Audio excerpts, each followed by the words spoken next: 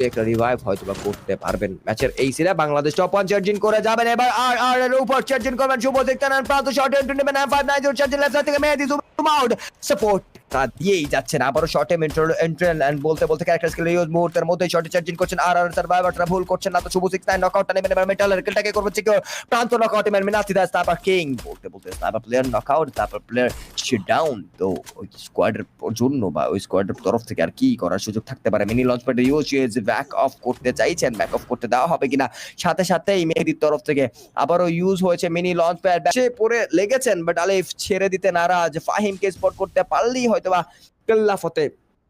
হয়ে যেতে পারতো যতক্ষণই অপেক্ষা করবেন ততই হয়তোবা কনফ্লিক্ট বাড়বে আইএনএফ yani ইনফিনিটির এন্ট্রি রাইট সাইড থেকে চার্জিং করে যাচ্ছেন তারাও কি জানেন বাট বাই এনি চান্স হয়তোবা বাংলাদেশ টপ 1 একটা স্যান্ডউইচ পজিশনে তাদের হওয়ার সুযোগটা থাকছে লেফট সাইড থেকে আইএনএফ এর এন্ট্রি অলরেডি চার্জিং করে যাচ্ছেন আলিফ গেমিং শর্ট কানেক্ট করবেন কিনা আমি শর্ট কমিউনিকেশন আমরা দেখতে পাবো লেফট সাইডে একটা ইজিপিতে শর্ট কানেক্টের সুবিধা হয়তোবা আলিফ গেমিং এর কাছে ছিল আলিফ গেমিং এর উপর চার্জিং করবেন পাল্টা আক্রমণের শিকার অনেক বেশি ড্যামেজ ওয়াল প্লেস করে নেবেন এখন কি করবেন বাংলাদেশ টপ 1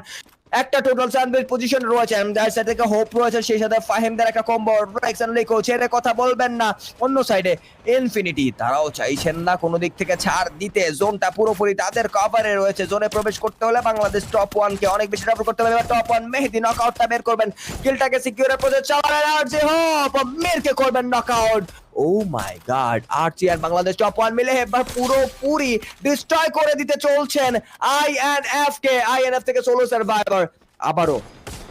একটা ব্যাটেল শেষ করে আরো একটা ব্যাটেল এঙ্গেজ হতে যাচ্ছেন বাংলাদেশ টপ 1 রাইট সাইড থেকে আর রেড ক্লিফ তারা তাদের পজিশন সুইচ করে নিয়েছেন জোনের এজ সাইডটা ধরে নিচ্ছেন পাল্টা আক্রমণের শিকার লিকোর তরফ থেকে প্রান্ত কোণে হবে নকআউট আর্লির বাবা প্রসেস চালানোর সুযোগটা রয়েছে এবার back to back zoom in zoom out শটটা চালিয়ে যাবেন শুভ 69 নিজেকে আটকে রাখবেন নিজেকে লুকিয়ে রাখবেন একটা ওভার কভারে গেট কিপ করার প্রচেষ্টা লিকোকে একটা হেডশট ক্যাপচার করতে পারবেন কিনা বাট ব্যাক সাইড থেকে ততটা ভালো ড্যামেজ প্রোভাইড করতে পারবেন না হোপফুলি আলিফ হয়তো বা ফেসে গিয়েছে I don't know but maybe not 15টা কিল ফিডের সাথে বাংলাদেশ টপ 1 কে পারবে ফুয়াটা করতে ওয়াল প্লেস করছে oh my god what a net Arsenal গোপ ইন দ্য চ্যাট মুহূর্তের মধ্যে শাট ডাউন খাতমা দেখতে পেয়েছি বাট আবার রিভাইভাল প্রসেস চালাবেন কিনা এন্ড আরো একটা নক শাট ডাউন দেখতে পাবো oh my god Red Cliff the destroyer dominator world up performance word up battle দেখার মতো ছিল এগিয়ে যাচ্ছেন INF 2v4 scenario Red Cliff বার ফুয়াটা বের করতে নাকি আইএনএফ এর তরফ থেকে মার তো ফাইট ব্রেক আমরা দেখতে পাবো মিকি আর প্যারাডক্সের ডুও কম্বো ক্যারেক্টার স্কিলের ইউজ দেখার পর থ্রো বল টু বল স্প্রিং করা হচ্ছে প্যারাডক্স সাথে M79 ফাউস্ট টকটা করেছেন বে last kill go to Fahim and the booyah goes to